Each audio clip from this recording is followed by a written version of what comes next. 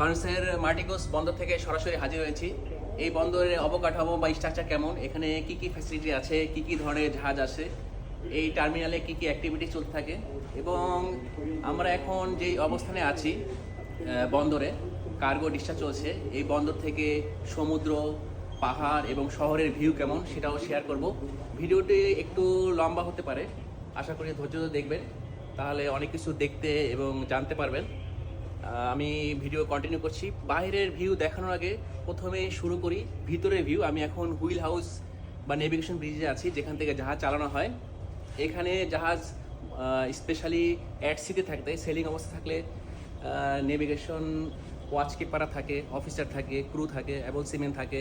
So ওই সময় আমি ওনাদেরকে বিরক্ত করার জন্য আসি না। সো এখানকার ভিউ বা ইন্টারনাল ভিউটাই প্রথমে দেখে শুরু করি। এটা আমাদের নেভিগেশনাল ব্রিজ। আশা করি ওয়াইড অ্যাঙ্গেল ক্যামেরায় আপনারা মোটামুটি একটা ভালো আইডিয়া পাচ্ছেন ব্রিজে। এটা হলো হেলসম্যান, একটা সহজ বাংলায় যেটা ডান বাম করে গাড়ির মতো করে জাহাজ চালানো হয়। জাহাজ এবং প্লেন অনেকটা সেম মেকানিজমই চলে। 90% সময় এটাকে কোর্স ল্যাটিটিউড লংজিটিউড ফিক্স করে দেওয়া হয়, অটো পাইলট চলে। আর জাহাজ যখন বন্দরে ঢুকে বের হয় এবং যেখানে নেভিগেশনাল হ্যাজার্ড আছে ওখানে অ্যাবল সিমেন্ট এটা হ্যান্ড ডিস্টারিং করে চালায়। তো চলুন দেখি আশেপাশে কী কী ফ্যাসিলিটি আছে। এদিকে যে ট্যাঙ্কটি দেখতে পাচ্ছেন, এগুলা অয়েল বা কেমিক্যাল ট্যাঙ্ক। এগুলোর ভিতরে অয়েল বা কেমিক্যাল রিজার্ভ করে রাখা হয়, শোর স্টোরেজ ট্যাঙ্ক। দুটি বড় অয়েল ক্যাম জাহাজ এখানে আছে, হয়তো এরা অয়েল মানে তেল, কেমিক্যাল বা অয়েল কেমিক্যাল দুটোই ক্যারি করে। আমরা এখান থেকে সুন্দর আরেকটি ভিউ আপনাদের সাথে শেয়ার করব। আমরা দূরে যে জাহাজ দেখতে পাচ্ছেন এটাই বেসিক্যালি অ্যাঙ্করেজ। আমরা এই লোকেশনে প্রায় 22 তারিখ থেকে 28 তারিখ ছিলাম, এখন ওখান দিয়ে এই প্যাসেজ দিয়ে ভিতরে এসেছি।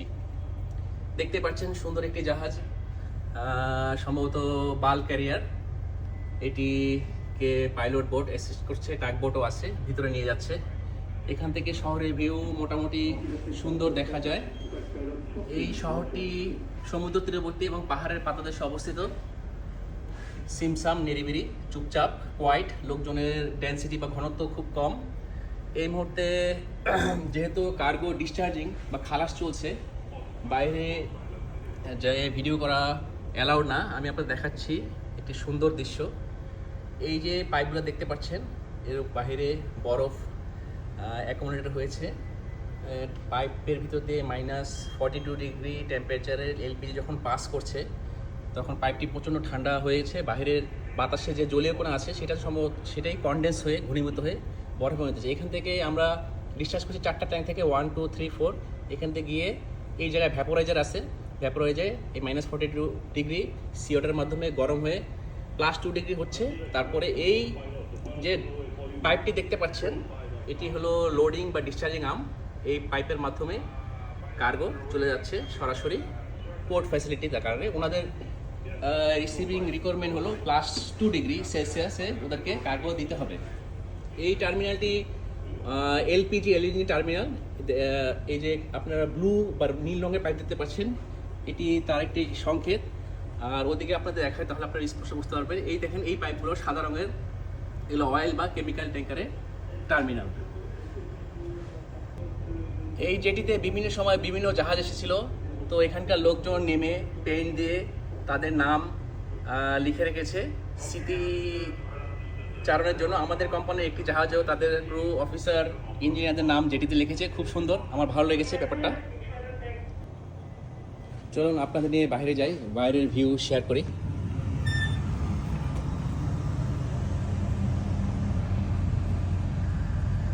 খুব সুন্দর পাহাড়ি এলাকা, পাহাড়ের পাদদেশে প্রচুর বাড়িঘর।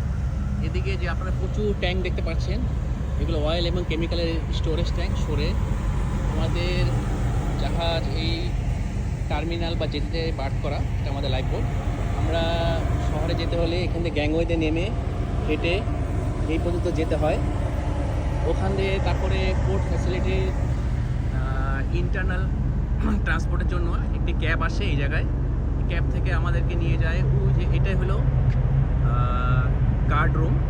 ওখানে আমাদের ডকুমেন্টেশন চেক হয়। ওখানে ডকুমেন্টেশন চেক হওয়ার পরে আমরা এখানে যে ট্যাক্সি আসে, দেখেন অনেক কিছু ট্যাক্সি দাঁড়িয়ে আছে, এই ট্যাক্সি দিয়ে আমরা বাইরে চলে যাই।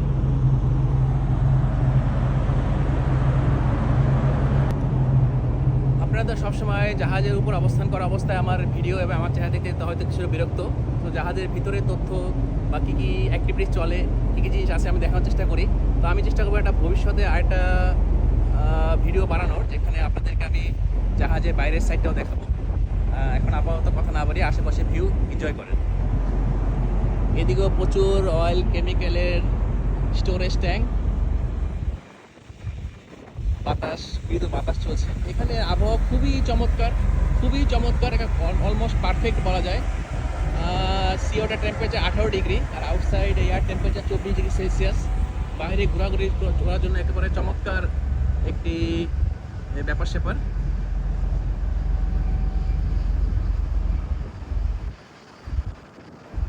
এই যে দেখেন, পাইপের ভিতর দিয়ে যখন -40 ডিগ্রি সেলসিয়াস তাপমাত্রার এলপিজি পাস করে, তখন কি সুন্দর বরফ অ্যাকুমুলেট হয় সব জায়গায়।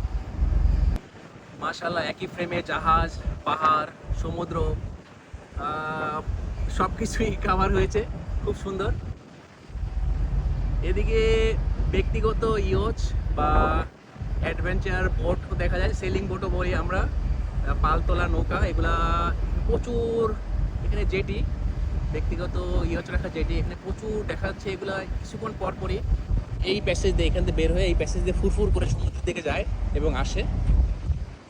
অবভিয়াসলি এদেরকে লোকাল যে গভর্নমেন্ট, তার কাছ থেকে অ্যাপ্রুভ নিতে হয়, লাইসেন্স নিতে হয়। ভিডিওটি কেমন লেগেছে কমেন্টস করে জানাবেন। আমি আসলে ভিডিও বানাতে এক্সপার্টিস না, তো আমি চেষ্টা করি তারপর আপনাদেরকে ভিডিও বানিয়ে দেখাইতে যে কখন কোথায় কি হচ্ছে, আমার ব্যক্তিগত এক্সপিরিয়েন্স, ভালো মন্দ লাগা। যদি কথায় বা তথ্যে কোথাও ভুল ত্রুটি হয়ে থাকে ক্ষমা দৃষ্টিতে দেখবেন। যারা আমাকে চিনেন তাদেরকে নতুন করে পরিচয় দেওয়ার কিছু নেই। আমার নাম শাকিল, ডাকনাম, পুরো নাম শাকিল মাহমুদ। আমি mainly sheep Sailor Shakil page থেকে আপনাদের সামনে হাজির হই। ফেসবুক, ইনস্টাগ্রাম, ইউটিউব, টিকটকে আমার সেম শিপ সেলর নাম শাকিল নামেই পেজ আছে, চাইলে ফলো করতে পারবেন। তাহলে আরও ডিটেলস ভিডিও পেয়ে যাবেন ইনশাল্লাহ। তো আপাতত বিদায় নিচ্ছি। সবার জন্য দোয়া ও শুভকামনা রইল। আমার জন্য দোয়া করবেন যাতে আমিও ভালো থাকি, সুস্থ থাকি। আল্লাহ হাফেজ।